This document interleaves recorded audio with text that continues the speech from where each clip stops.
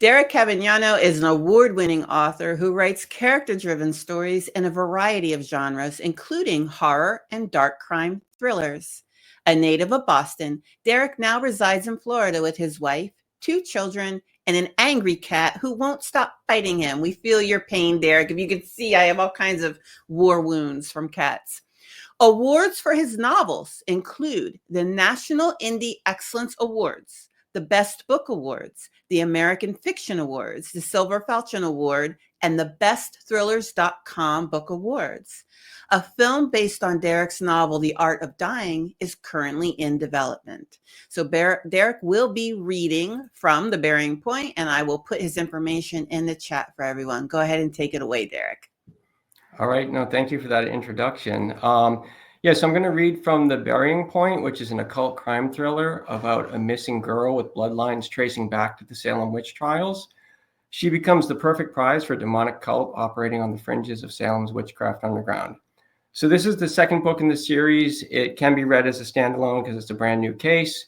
It follows Detective Ray Hanley as he's teamed up with a tough Latina detective named Elena Martinez. So I'm going to be reading from a section of chapter 11, when the detectives visit the missing girl's friend, Abby, to see if she knows anything about the disappearance. The only problem is that Abby has recently suffered what doctors think is a mental breakdown, but what might in fact be demonic possession. Okay, so Abby's room was a full shade darker than the rest of the house, and it took Ray several moments to discern the queen poster bed in the far corner by the blackout curtains. At first, Abby resembled an amorphous collection of shadows on the center of the bed, but when Mrs. Garcia struck a match to light a candle on the dresser, she coalesced into human form. She lay with her eyes closed and wore a long-sleeved cotton nightgown. A tousled mane of dark hair spilled over her shoulders, obscuring all but a narrow swatch of the pillowcase. The air inside the room felt thick and stagnant, redolent with the animal stench of a zoo enclosure.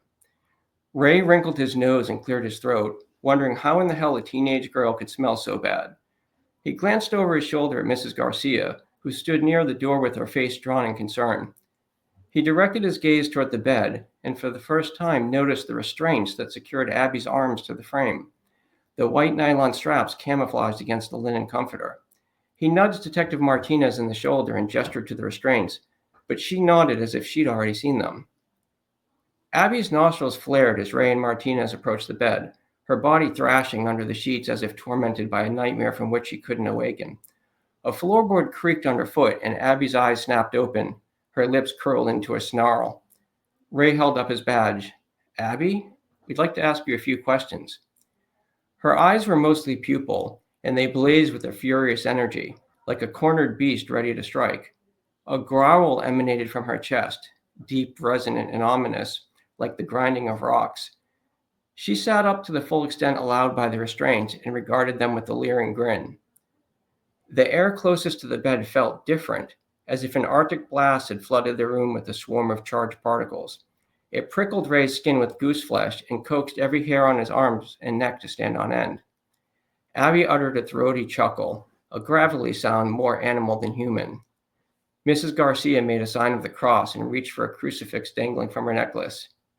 "What in the hell's going on?" Ray asked. "Something took hold of Abby in that graveyard," Mrs. Garcia said. "Something evil." Ray turned back to the bed and found himself caught in the crosshairs of Abby's hateful gaze. There had to be another explanation. Multiple personality disorder, insanity, or just plain faking it. Martinez seemed rattled, but she held her ground.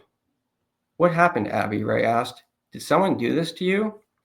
Abby's eyes rolled back to the whites, and a crooked grin creased her lips. She spoke to them in what sounded like Latin. "Et tenebris bestia resurgit." The bedroom door slammed shut with a bang, creating a gust of wind that extinguished the candle and plunged the room into darkness. Abby repeated the nonsense phrase, "Et tenebris bestia resurgit, et tenebris bestia resurgit." As Ray reached for his flashlight clip to his belt, he heard a creak of bed springs, followed by the shuffle of feet. He sensed movement to his right and swept his arm out to feel for Martinez, but all he encountered was dead air. Martinez screamed as he clicked on the light, the beam lancing through the dark. He angled it at the bed and saw Abby's arms wrapped around Martinez's shoulder. The nylon restraints were torn in half and fluttering at the bedside. He marveled at the force necessary to tear those restraints. It shouldn't have been possible, not even for a grown man in peak physical condition. Abby was drawing Martinez toward the bed, her hands now on the detective's cheeks, as if she meant to kiss her. Martinez stared into the depths of Abby's eyes, mesmerized by the appearance of golden spirals of light which seemed to ebb and flow, like the birth, growth, and death of galaxies, as if the wheels of time were winding down like a broken clock until the seconds ran backward. A dark rent opened in the cosmic vista, revealing a gaping black maw that threatened to swallow her into the belly of oblivion.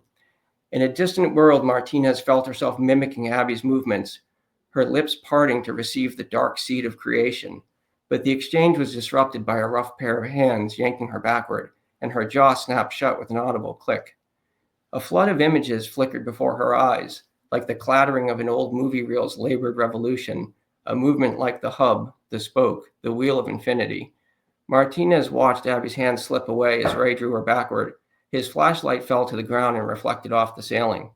The air before Abby's face suddenly contorted like melted plastic, her features blurring and stretching until it revealed a face behind her face, an abomination with galaxies for eyes, and a blooming flower of fangs spiraling down into infinity.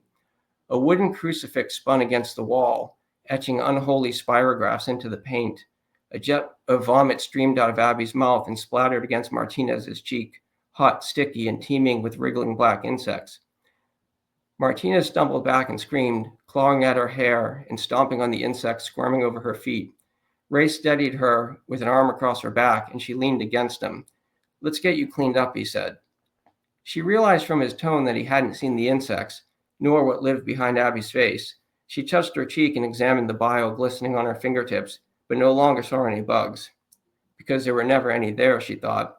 The crucifix wobbled against the wall and slipped off the nail, clattering against the hardwood below.